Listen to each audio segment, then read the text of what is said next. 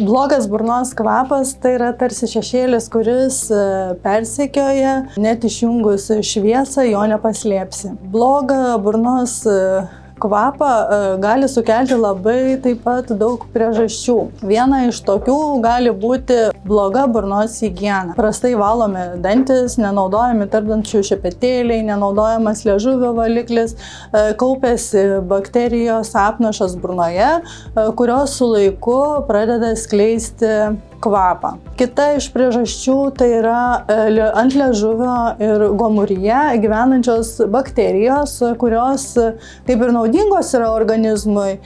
Jos skaido baltymus, dažniausiai amino rūgštis, ir iš amino rūgšties atsipalaiduoja sieros junginiai, kurie ir sukelia tą blogą burnos kvapą. Dėl to yra būtina valyti liežuvį, naudojant specialų liežuviui skirtą valiklį. Kita iš priežasčių, kas gali būti, tai yra dantų ligos, tai yra dantų kariesas, pulpitas. Trečia iš priežasčių tai dantų akmenys, tai būtina reguliari burnos higiena, rekomenduojama bent 2 kartus metuose apsilankyti pas burnos higienistą.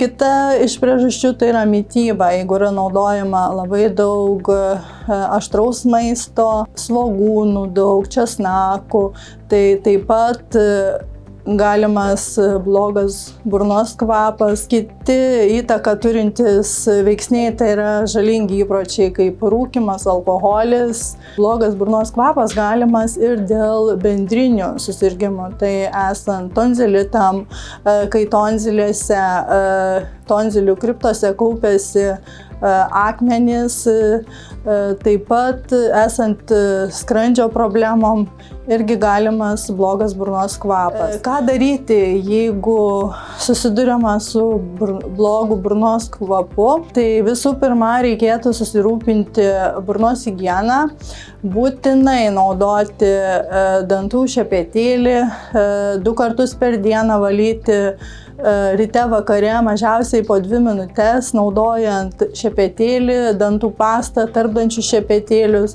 liežuvio valiklį, taip pat antiseptinius skalavimo skysčius, kuriuos parenka burnos higienistas arba gydytojas odontologas. Yra daugybė priemonių, kurios padeda kovoti su blogu burnos kvapu.